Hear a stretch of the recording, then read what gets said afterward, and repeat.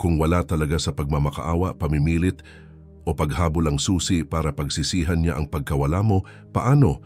Ang sagot ay napakasimple ngunit napakalakas na babaguhin nito nang lubusan ang pananaw mo sa mga relasyon. Isipin mo ang sandali na wala ka nang pakialam sa kanyang reaksyon, pag-apruba o atensyon. Yun mismo ang oras na nagsisimula siyang mawala ng kontrol. Maaaring isipin mong siya ang may kapangyarihan, ngunit isa lamang itong ilusyon. Ang tanging paraan para maramdaman niya ang gusto mong maramdaman niya ay ang itigil ang pagbibigay sa kanya ng inaasahan niya. Tigilan mo ang emosyonal na pagdepende at makikita mo ang pagbabago ng lahat. Kapag humiwalay ka, may bubuksan kang kapangyarihan na walang sino mang makakakuha o makakamanipula mula sa iyo. Handa ka na bang baliktarin ang sitwasyon? Nagkakamali ng husto ang karamihan. Akala nila na ang paghabol, paghahanap ng validation at pamimilit na bumalik siya ay magpapahalaga sa kanila. Mali. Ang nagagawa lang nito ay busugin ang kanyang ego at patatagin ang paniniwala niya na siya ang may kontrol. Ang totoo, habang mas hinahabol mo siya, mas kaunti ang nakukuha mo. At habang mas nagmamakaawa ka, mas lalo siyang lumalayo. Bakit? Dahil hindi pinahahalagahan ng tao ang madaling nakuha, gusto natin ang hindi natin makuha. Ang isip niya ang laro. At kailangan mong intindihin kung paano ito laruin o patuloy kang matatalo. Kung talagang gusto mong pagsisihan niya ang pag-iwan sa iyo, kailangan mong intindihin ang isang simpleng konsepto. Ang katahimikan ay kapangyarihan, ang kawalan ay kapangyarihan. Kung ititigil mo ang pagbibigay sa kanya ng inaasahan niya, ang atensyon mo, ang validation mo, at ang enerhiya mo, mag-iisip siya. Mag-uumpisa siyang magtanong sa sarili at ang pagdududa na iyon ay hahantong sa pagsisisi. Gusto kong magkomento ka sa ibaba ng I control my emotions. Ito ang magpapaalala sa iyo araw-araw na ikaw ang may hawak ng baraha, hindi siya. Ngayon, paghiwa-hiwalayin natin ito at ipapakita sa iyo kung paano ito isagawa. Iyon, ang kapangyarihan ng hindi inaasahan niyang hahabulin mo siya. Inaasahan niyang magmamakaawa ka. Inaasahan niyang magdurusa ka sa sakit, naghihintay na bumalik siya dahil iyan ang ginagawa ng karamihan sa mga lalaki. Alam niya ang pattern. Umiibig ang lalaki, lalayo ang babae, magpapanik ang lalaki, magmo-move on ang babae. Alam niyang tatawag ka, alam niyang magte-text ka, at alam niyang titingnan mo ang telepono mo ng 2:00 ng madaling araw, nag-iisip kung ano ang mali mong nagawa at naghahanap ng paraan para ayusin ito. Pero hindi mo napapansin ang pinakamabigat na katotohanan sa lahat. Ayaw niyang ayusin. Gusto niyang may maramdaman at sa ngayon wala siyang nararamdaman para sa iyo. Hindi ka na lumilikha ng excitement, misteryo o hamon. Nahuhulaan ka at ang pagiging predictable ay kamatayan sa atraksyon ng isang babae. Wala siyang dahilan para magsisi, walang dahilan para mamiss ka, at walang dahilan para pagdudahan ang desisyon niya dahil ginagawa mo itong madali para sa kanya. Siya ay sumusulong habang ikaw ay nakaupo sa nakaraan. Namumuhay siya ng masaya habang ikaw ay nag-iispiya sa kanya online, tinitingnan kung kailan siya huling active, at inaanalisa ang bawat misteryosong post niya. Akala mo ay inaalam mo ang mga bagay-bagay. Ngunit sa totoo lang, pinapakain mo ang eksaktong narrative na inaasahan niya. Ang sitwasyong siya ang premyo at ikaw ang desperadong hangal na nawalan sa kanya. Iyan mismo ang dahilan kung bakit kailangan mong baligtarin ang buong laro. Inaasahan niyang hahabulin mo, kaya huwag. Inaasahan niyang magpapakita ka, kaya maglaho ka. Inaasahan niyang magiging wasak ka, emosyonal at maghahanap ng mga sagot, kaya umangat ka sa sitwasyon. Sa sandaling tumanggi kang maglaro sa mga patakaran niya. Sa sandaling tumigil ka sa paghabol, pagreaksyon, at pagpapahintulot sa kanya na idikta ang iyong damdamin, mararamdaman niya ang isang bagay na hindi niya pinaghandaan, kawalan ng katiyakan. Ang kawalan ng katiyakan ang pinakamakapangyarihang emosyon na maaari mong likhain sa isip niya. Ang pinakamalaking takot ng isang babae ay hindi ang pagiging single. Ito ay ang pagkatanto na mali ang pagkalkula niya sa halaga ng isang lalaki at iyan ang dapat mong iparamdam sa kanya.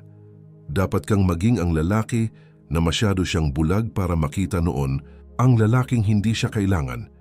Ang lalaking hindi naghihintay sa kanya para magdesisyon kung ano ang gusto niya.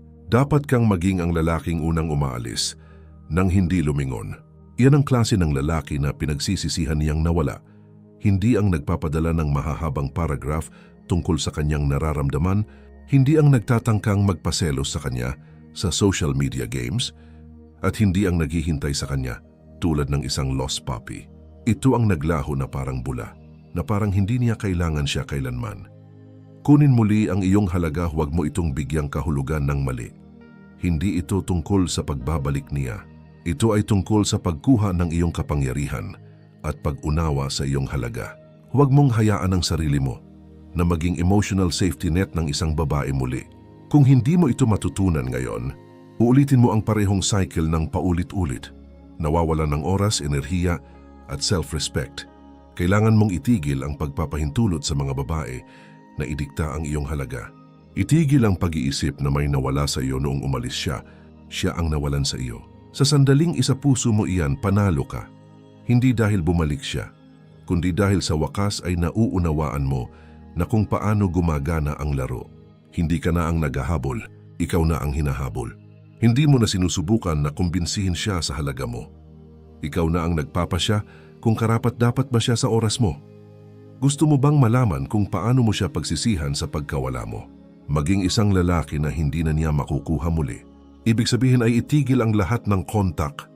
Tigilan ang panunood sa kanyang mga stories, tigilan ang pag-like sa kanyang mga post, at tigilan ang pananatili sa kanyang anino. Ihiwalay mo siya ng lubusan sa iyong buhay. Hindi bilang isang taktika, kundi bilang isang pangangailangan. Ang tanging paraan para ma-miss ka niya, para muling pag-isipan ang lahat, ay maging isang lalaki na hindi lumingon sa likod. Ibig sabihin ay walang mensahe, walang closure talk at walang huling salita. Katahimikan lang, narito ang mangyayari. Mapapansin niya ang kawalan mo. Sa simula, maaari siyang kumilos na parang wala siyang pakialam. Maaari siyang magpatuloy sa pag-post ng mga larawan, paglabas at pagpapanggap na perpekto ang buhay. Ngunit sa loob may magbabago. Inaasahan niyang maging mahina ka at hahabol. Ngayon nahaharap siya sa isang realidad na hindi niya kailanman inisip. Talagang nag-move on ka. Maaaring hindi niya ito aminin o ipakita, ngunit mararamdaman niya ito. Kapag pumasok ang pagdududa na iyon, magsisimula ang kanyang pagsisisi.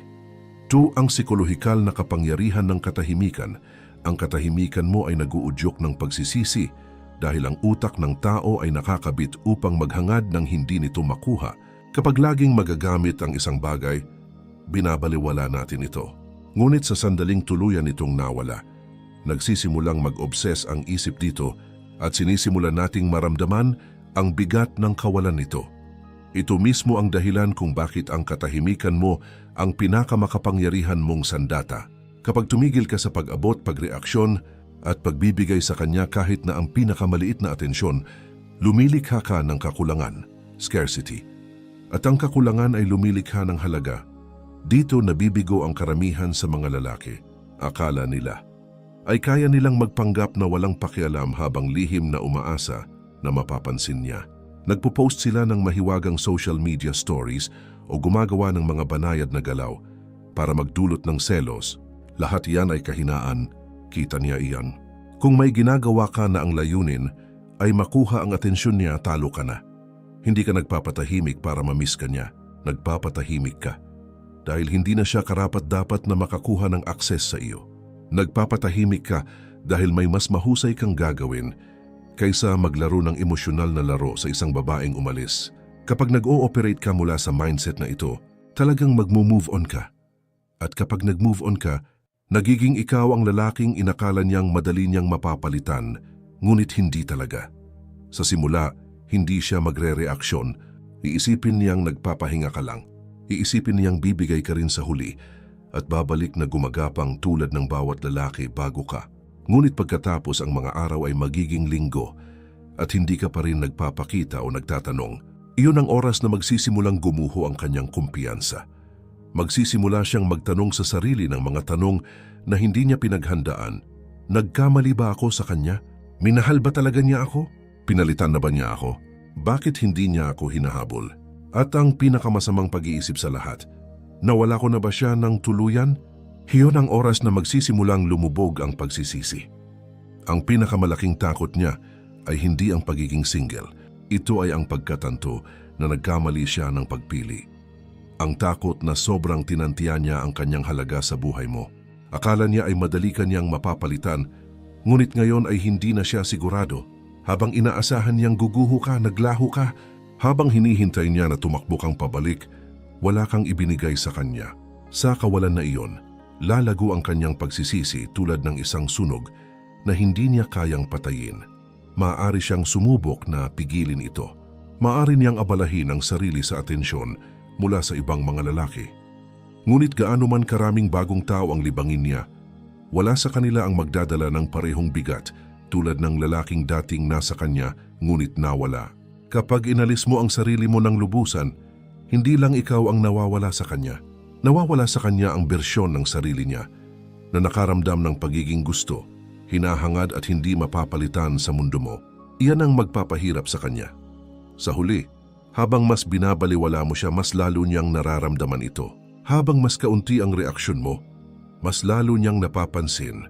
Sa sandaling tumigil ka sa pag-iingat sa kanya, magsisimula siyang mangailangan sa iyo. Sa oras na iyon, hindi na ito mahalaga dahil matagal ka nang umalis.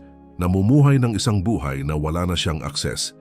Ang walang pakialam ay kapangyarihan, indifference is power.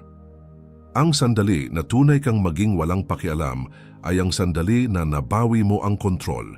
Kapag nakita ng isang babae na kaya pa rin niyang gatungan ang mga emosyon mo, kaya pa rin sakupin ang isip mo, at kaya pa rin niyang magpareaksyon sa iyo, alam niyang pag-aari ka niya.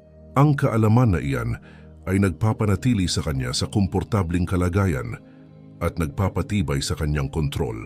Kapag nakita kanyang nagsiselos, masyadong nag-aanalisa sa mga aksyon niya o naghihintay sa susunod niyang galaw.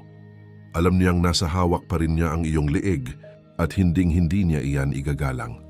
Ngunit sa sandaling ipakita mo sa kanya na wala kang pakialam, walang selos, walang reaksyon at walang emosyonal na pagkakabit, nagsisimula siyang makaramdam ng isang bagay na hindi niya pinaghandaan, kawalan ng katiyakan, uncertainty. Ang kawalan ng katiyakan, ang pinakamakapangyarihang pagbabago na maari mong likhain sa kanyang isip dahil pinipilit niya itong muling pag-isipan ang lahat. Ang isang babae ay lumalakas sa kaalaman na may opsyon siyang bawiin ka kahit kailan niya gusto. Pinananatili kanyang emotionally invested bilang isang safety net. Ito ang dahilan kung bakit maraming lalaki ang natitigil sa limbo. Hindi siya nangangako ngunit hindi rin siya tuluyang umaalis. Pinananatili kanya na nakabitin. Ito ang dahilan kung bakit ang pagiging walang pakialam mo ang pinakamakapangyarihang galaw. Sa sandaling maramdaman niya na nawalan siya ng access sa iyong emosyon, nagsisimula siyang magpanik at maobses sa isang bagay na inakala niyang hawak niya ang atensyon mo. Kapag napagtanto niya na hindi ka nagte-text, hindi nanonood sa kanyang mga stories, at hindi tumutugon sa kanyang pang-aakit, nagbabago ang pananaw niya sa iyo. Bigla, hindi ka na lang basta option. Ikaw ay isang tao na maaring hindi na niya makuha. Pakaramihan sa mga lalaki ay nabibigo dahil sinusubukan nilang magpanggap na walang pakialam. Nagpo-post sila ng mga bagay na idinisenyo para magpaselos sa kanya o umaasa na mapapansin niya. Nakikita ng mga babae ang fasad na ito. Nararamdaman nila kapag ang isang lalaki ay emosyonal pa ring umaasa. Ang pagiging walang pakialam ay hindi isang laro na nilalaro mo. Ito ay isang kalagayan ng pagkatao. Hindi mo siya binabaliwala para habulin kanya. Binabaliwala mo siya dahil ang oras mo, enerhiya at kapayapaan ng isip ay napakahalaga para sayangin sa isang taong umalis. Kapag tunay kang naging walang pakialam, ang mga aksyon mo ay nagbabago ng walang kahirap-hirap. Tumitigil ka sa pagtingin sa kanyang social media dahil talaga namang wala kang pakialam. Ang focus mo ay lumilipat ng lubusan mula sa kanya patungo sa sarili mo. Kapag naramdaman niya ang pagbabagong ito, ang buong mundo niya ay nagugulo. Nagsisimula siyang magtaka kung bakit hindi ka nagre-reaksyon tulad ng ginagawa ng karamihan sa mga lalaki. Bakit hindi niya ako hinahabol? Nagkamali ba ako ng paghusga sa kanya? Paano kung tuluyan ko na siyang nawala? Iyon ang oras na itinanim ang binhi ng pagdududa at iyan ang oras na nagsisimulang lumaki ang pagsisisi. Maaari siyang sumubok na itest ka. Maaari siyang magpadala ng isang walang kabuluhang mensahe o mag-react sa iyong mga stories para lang makita kung kakagat ka. Agad nakakagat ang mahinang lalaki, iniisip, ito na ang pagkakataon ko at mahuhulog sa parehong bitag. Pinapayagan siyang mabawi ang kontrol. Ngunit ang lalaking nakakaintindi ng tunay na kawalang pakialam ay hindi magre-react. Hindi niya lilibangin ang posibilidad ng paglalaro sa kanyang laro dahil ang focus niya ay nasa sarili niya. Hindi niya kailangang patunayan ang anuman sa kanya. Alam niyang mararamdaman niya ang halaga mo sa iyong kawalan. Ang kawalang pakialam ay nangangahulugan lamang na hindi mo na siya inilalagay sa sentro ng iyong mundo. Nangangahulugan ito na lumalakad ka palayo ng walang pag-aalinlangan at nang hindi nangangailangan ng closure dahil ang closure ay isang palusot para sa mga lalaking gusto pa ring kumapit sa pag-asa. Hindi niya pinagsisisihan ang lalaking naghahabol o ang lalaking nagmamakaawa. Pinagsisisihan niya ang lalaking naglaho. Ang lalaking inakala niyang laging nandyan, ngunit biglang wala. Ang lalaking hindi nakipaglaban para sa kanya dahil napagtanto niyang hindi siya sulit na paglabanan. Iyan ang lalaking pinagsisisihan niyang nawala. Ang lalaking naging hindi maabot, isang paano kung na hinding-hindi na niya mababalikan. Pagdating ng panahon na napagtanto niya iyon, wala ka nang pakialam. Matagal ka nang umalis, nakatuon sa iyong mga layunin, iyong misyon at iyong buhay. Ikaw ay umuunlad habang siya ay nakaupo doon. Nagtataka kung paano kanya pinayagan na mawala sa kanyang mga kamay. Inaasahan niyang kailangan mo siya at magkakawatak-watak ka nang wala siya. Patunayan mo siyang mali. Ipakita mo sa kanya na hindi mo siya kailangan sa simula pa lang at na ang kawalan niya ay nagtulak sa iyo sa mas malaking tagumpay. Iyan ang pinakamataas na power move. Yan ang paraan kung paano mo pagsisihan ng isang babae sa pagkawala mo ng hindi nagsasalita ng isang salita. Tigilan mo ang pagbibigay sa kanya ng kasiyahan na malaman na sinasakop pa rin niya ang espasyo sa iyong isip. Wala kang ibigay sa kanya dahil sa iyong kawalan mararamdaman niya ang lahat.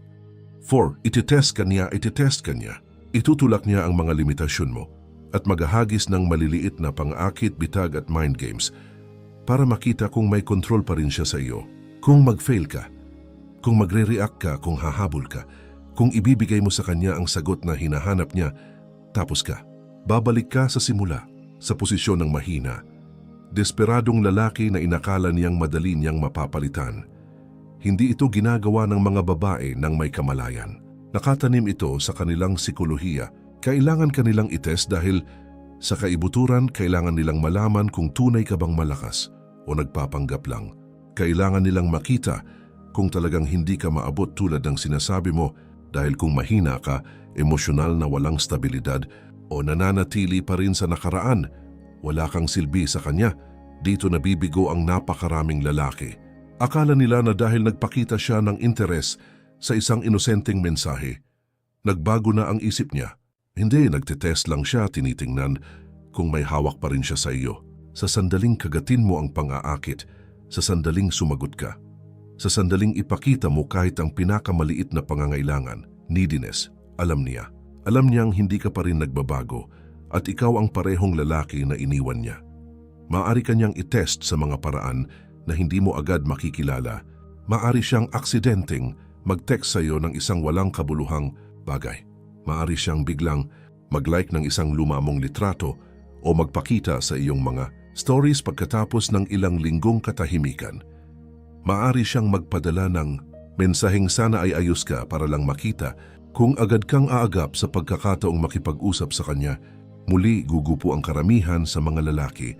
Kinukuha nila ang maliliit at walang kabuluhang kilos na ito bilang mga palatandaan na nagmamalasakit pa rin siya. Ibababa nila ang kanilang guard at sasabihin sa sarili, baka ito na ang pagkakataon kong ayusin ang mga bagay. Bago pa nila malaman, bumalik na sila sa mundo niya. Bumalik sa kanyang kontrol at bumalik sa pagpapakain sa kanyang ego. Ano ang susunod na mangyayari? Lalayo na naman siya dahil nakuha niya ang gusto niya. Patunay na hawak ka pa rin niya. Sinayang mo lang ang lahat ng progress mo. Kailangan mong intindihin, hindi tumitigil ang mga pagsubok na ito. Kailangan niyang malaman na ang lalaking kinakaharap niya ay isang lalaking kayang kontrolin ang kanyang emosyon at manatiling matatag sa kanyang pagkalalaki. Kaya, ano ang gagawin mo? Balewalain mo.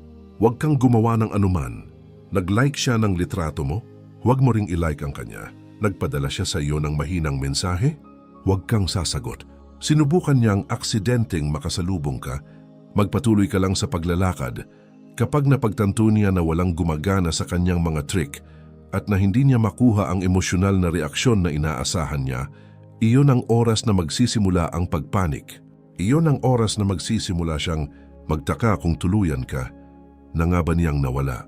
Ang isang babae ay tunay na nagsisisi sa pagkawala ng isang lalaki kapag wala na siyang akses sa kanyang emosyon. Kapag naramdaman niya ang kawalan nito sa paraan na nagdudulot sa kanya na questionin ang sarili niyang mga desisyon, hinding-hindi mo malilikha ang damdaming iyon sa kanya kung mag-fail ka sa mga pagsubok niya. Hinahabol lang ng mga babae ang hindi nila kayang makuha ng lubusan, ginagalang lang nila ang hindi nila kayang kontrolin, at pinagsisisihan lang nila ang lalaking tuluyang naglaho nang walang iniiwang bakas. Kaya, kapag tinetest ka niya, kapag sinubukan ka niyang akitin pabalik gamit ang mahihinang breadcrumbs na iyon, huwag kang gumawa ng anuman. Hindi dahil naglalaro ka, kundi dahil tunay ka nang nag-move on. At kapag sa wakas ay napagtanto niya iyon, ikaw ang panalo. Kung paano manatiling walang emosyonal na availability, inaasahan niyang guguho ka. Inaasahan niyang uupo ka sa sakit, mag-i-scroll sa mga lumang mensahe, uulitin ang pagbasa sa kanyang mga salita, pag-aanalisa kung ano ang nagkamali, at magtataka kung sana ay mabago mo ang naging resulta. Inaasahan niyang maghihintay ka, mag-aalinlangan at mananatili sa nakaraan habang siya ay sumusulong. Ipinapalagay niyang magiging isa ka na namang lalaki na alipin ng kanyang damdamin, nakulong sa cycle ng pagsisisi at huwad na pag-asa. Ngunit hindi. Dahil mula sa sandaling ito, hindi ka na maabot, hindi ka nasisira, hindi ka bumibigay. Hindi mo ibibigay sa kanya ang kasiyahan na malaman na may kapangyarihan pa rin siya sa iyo. Hindi ka magiging isa na namang desperado, wasak na lalaki na naghihintay ng validation ng isang babae para muling maging buo.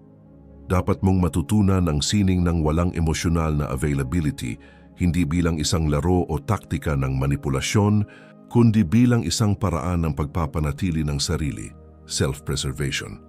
Kapag nakita ng isang babae na hindi niya kayang maapektuhan ang iyong damdamin, hindi niya kayang kontrolin ang iyong isip, at hindi niya kayang baluktutin ka sa kanyang kawalan, ramdam niya iyon. Ang pagkawala ng kapangyarihang iyon ay yayanig sa kanya. Pinipilit siyang harapin ang malupit na realidad na hindi siya kailanman naging kasing halaga sa iyo tulad ng inakala niya. Iyon ang oras na magbabago ang lahat. Iyon ang oras na kukunin mo ang kontrol, hindi lamang sa sitwasyon kundi sa buong buhay mo. Dahil ang walang emosyonal na availability ay hindi lamang tungkol sa mga relasyon. Ito ay tungkol sa pagmaster sa sarili mo. Tigilan ang pagiging layunin ng mga babae kung gusto mong manatiling walang emosyonal na availability. Kailangan mong gawin ang isang bagay higit sa lahat. Tigilan mo ang paggawa sa mga babae bilang iyong layunin. Purpose. Kung gigising ka tuwing umaga na iniisip siya, tinitingnan ang telepono mo para sa isang mensahe na hindi darating, at umaasang bigla niyang napagtanto kung ano ang nawala sa kanya, talo ka na. Kung gagawin mo ang iyong mga desisyon batay sa kung ano ang iisipin niya o kung paano siya magre-react, nagbibigay ka pa rin sa kanya ng kontrol. Ang isang lalaking tunay na walang emotional na availability ay gumagana sa sarili niyang oras, sarili niyang mga layunin, at sarili niyang realidad. Ang isip niya ay okupado sa paglago, kapangyarihan, purpose at dominasyon sa sarili niyang buhay. Hindi siya nakaupo at naghihintay sa isang babae na magdidikta sa kanyang emosyonal na kalagayan. Siya mismo ang nagdidikta nito. Kapag nakita ng isang babae na hindi na siya ang sentro ng iyong universo, nagsisimula siyang maramdaman ang kawalan. Ang kawalan ng kaalaman na may access siya sa isang lalaki na ngayon ay ganap ng hindi maabot. Ang kawalan ng pagkaunawa na nagkamali siya sa kalkulasyon. Ang kawalan ng kaalaman na wala ka ng pakialam, wala ka ng hinahangad, at wala ka ng hinahanap. Dapat kang maging walang awa sa iyong paghihiwalay, detachment. Kung magpapakita siya, kung maghahagis siya ng mga breadcrumbs o kung susubukan niyang pukawin ang damdamin sa loob mo, baliwalain mo ang lahat. Hindi dahil sinusubukan mong manalo, kundi dahil hindi na siya mahalaga. Kapag ang isang lalaki ay ganap na nakapaghiwalay, kapag kaya niyang umalis ng walang pag-aalinlangan, nang hindi lumingon at nang hindi nangangailangan ng closure, siya ang nagiging lalaking pinagsisisihan niyang nawala ng tuluyan. Maging hindi maabot, untouchable, ang mga babae ay gumagalang lamang sa mga lalaking isang misteryo, sa sandaling maunawaan ka niya, sa sandaling alam niya ang bawat galaw mo. Nagiging nahuhulaan ka, nakakabagot at napapalitan. Kailangan niyang maramdaman ang kawalan ng katiyakan, ang kakulangan ng access, at ang kawalan ng kakayahan na kontrolin ka.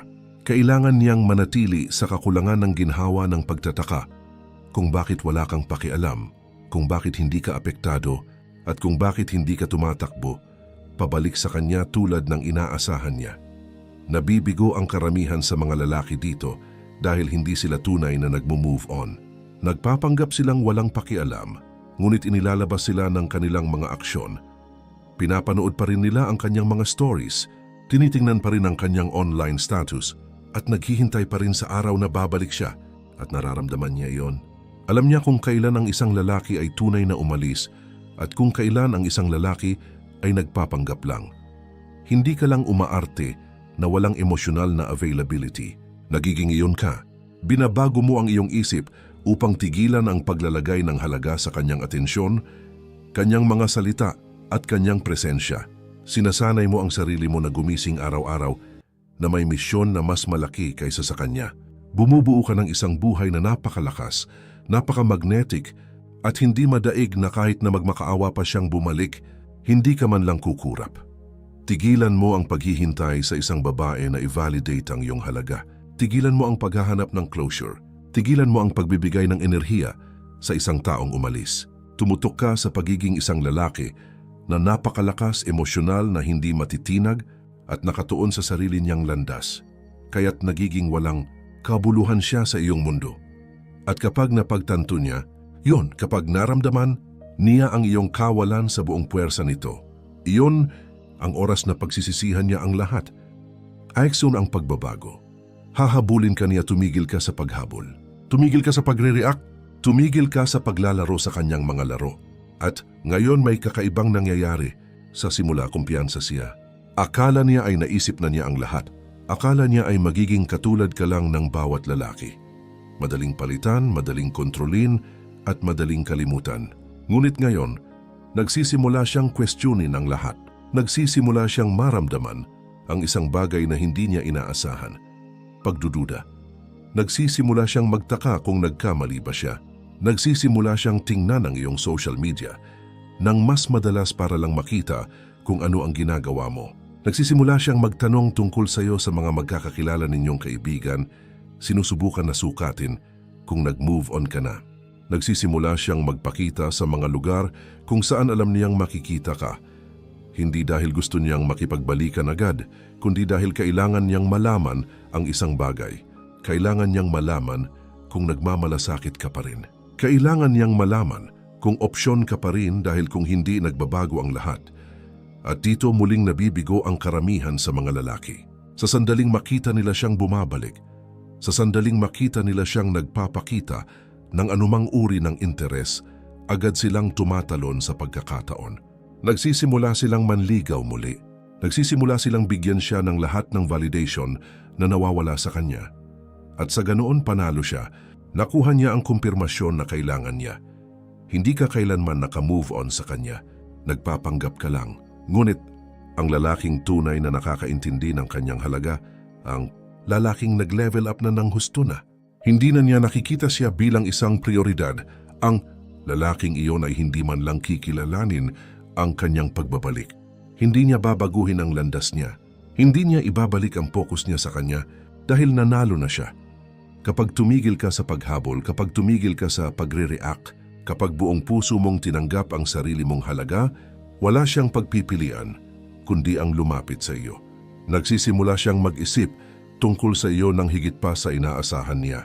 Nagsisimula siyang magtaka kung naintindihan ba niya talaga kung sino ka noong una.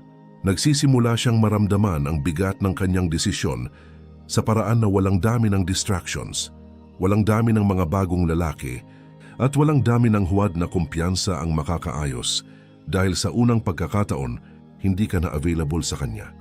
Dito ka may pagpipilian. Maari mo siyang balikan, alam na bumalik lang siya dahil nagsimula siyang magduda sa sarili niya. O maari kang magpatuloy sa pagsulong, alam na ikaw na ngayon ang nasa posisyon ng ganap na kontrol. At ang totoo, pagdating ng oras na bumalik siya, pagdating ng oras na nagsimula siyang humabol, pagdating ng oras na nagsimula siyang mapagtanto, kung ano ang nawala sa kanya, hindi mo na siya gugustuhin pa. Magiging ibang lalaki ka.